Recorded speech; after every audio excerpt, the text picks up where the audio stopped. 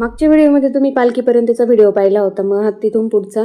तर पालखी मिरवणूक जी होती ती आम्ही यावेळेस थोड्या वेळेस करणार होतो, कारण की खूप उशीर झाला होता आणि ऊन देखील झालेलं होतं. रिद्धी जी आहे ती सकाळी लवकर उठली होती म्हणून तिची काही झोप झालीच नव्हती. मग पालखी मिरवणूक करत असताना ती अर्ध्या वाटेतच झोपी गेली होती. पालखी मिरवणूक करत असताना काही लेडीज ढोल वाजवतात, कुणी फुगडी खेळतात, ज्याला जे आवडेल ते करत होते इथे सगळेजण.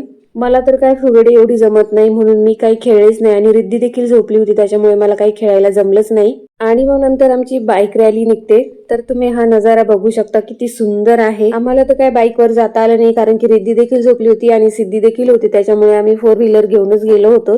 आणि बरेचसे जण म्हणजे ज्यांचे मुलं मोठे आहेत ते कार घेऊनच जातात. जसं की मी लॉंग व्हिडिओमध्ये सांगितलं होतं की आमच्या इथे एक ऑडिटोरियम आहे, त्याला शिवाजी महाराजाचं एकेरी नाव होतं. तर त्याचं आज छत्रपती शिवाजी महाराज असं नाव केलं होतं, त्याचं इनॉग्रेशन होतं. तर इथे इनॉग्रेशन झाल्याच्या नंतर सिद्धीच्या बाबाच्या हस्ते रिस्पेक्टेड एसओके सर यांचा सत्कार करण्यात आला. आणि मग नंतर दुपारची जेवण करून पुन्हा संध्याकाळी आम्ही छान छान असे तयार होऊन आलो, कारण की संध्याकाळी होता लहान मुलांचा डान्स. मग डान्स झाल्याच्या नंतर सगळ्यांनी जेवण केले. तर आजच्या व्हिडिओमध्ये एवढंच. भेटूयात लवकर पुढच्या व्लॉग मध्ये, तोपर्यंत बाय.